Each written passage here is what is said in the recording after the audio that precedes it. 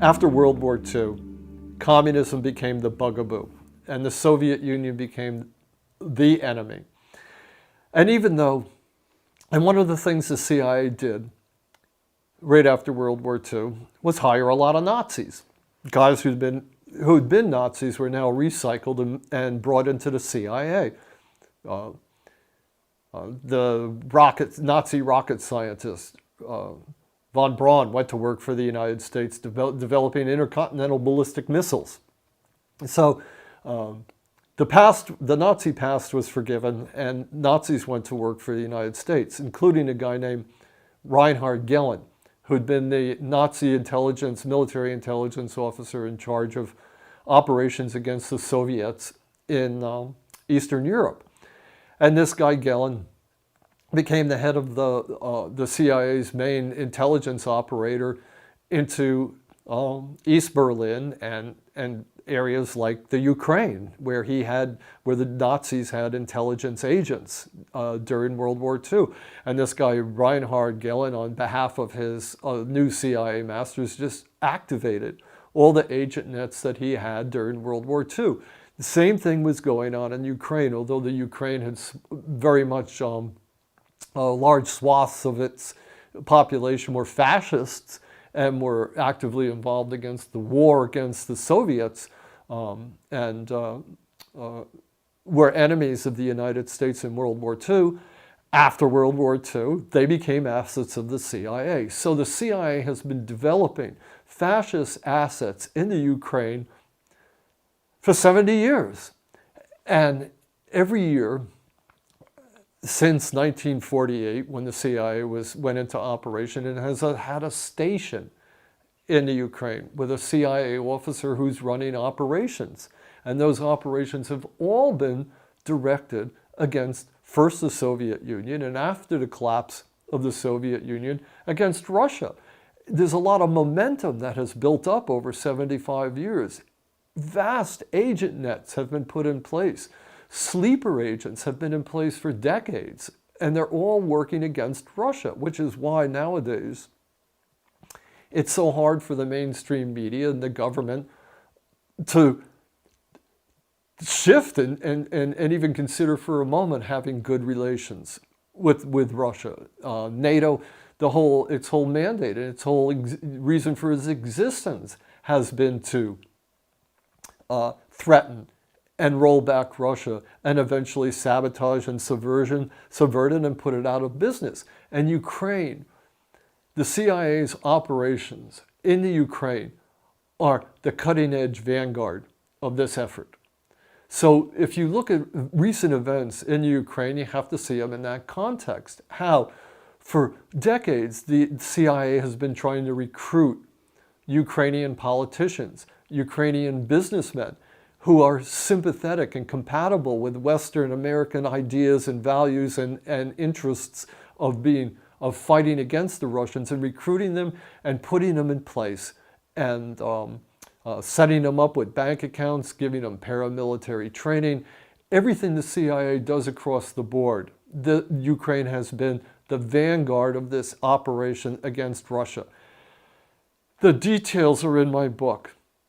The CIA's organized crime, how this works at the agent level, how the CIA would go around and work with after the coup that threw out a pro-Russian government and installed a pro-American anti-Russian government, how the CIA already had security services and military people in place who were able to create private militias that would then work against individuals in the Ukraine who were pro-Russian, how they, just like treating it like South Vietnam or any other country that the United States occupies. And that is the situation in the Ukraine. The United States occupies Ukraine.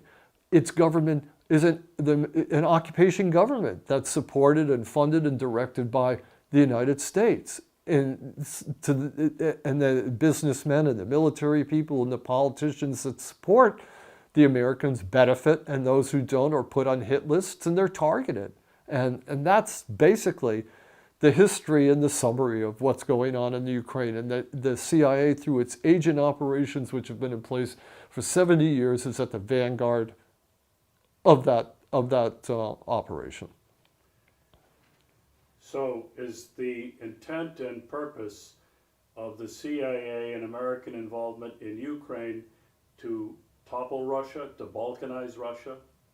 Oh, absolutely, but also to steal Ukraine's, to take all the natural resources that are available there, the profits that can be had. I mean, it's capitalism.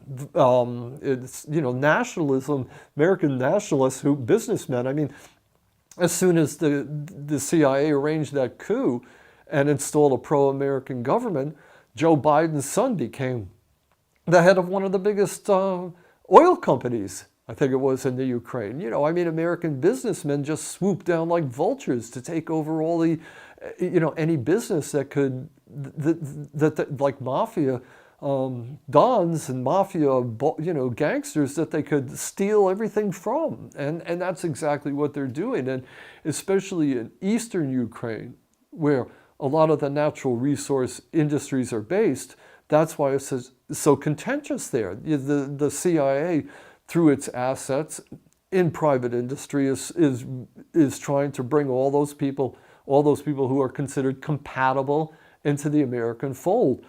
You don't see it at its dirty level, the level of blackmailing people, the level of extorting people, the level of the CIA using its underworld contacts to squeeze these people and to force them out of business and to make life miserable for them so that they give up their associations with Russians and Russian businessmen.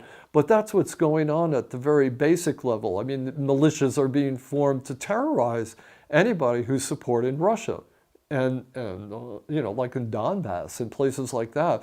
So the details, again, which you would have to spend years studying to understand. You know, I suggest you just read the books to see how the CIA has relationships with the security services in the Ukraine. And as soon as the coup was launched, it took over control of those security services, and it started drawing up the hit lists of targeting people that it could go after.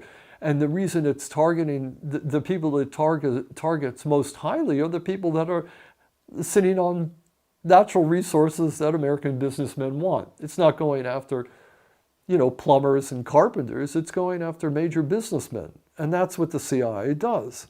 It paves the way for American business interests by using illegal methods, and by using illegal methods to install politicians in the Ukraine that will follow the American line. Everything that you don't know about that is going on, and that you're not told about by the media, which I should add is well aware of what's going on, but just doesn't tell you, because it's good for their business too.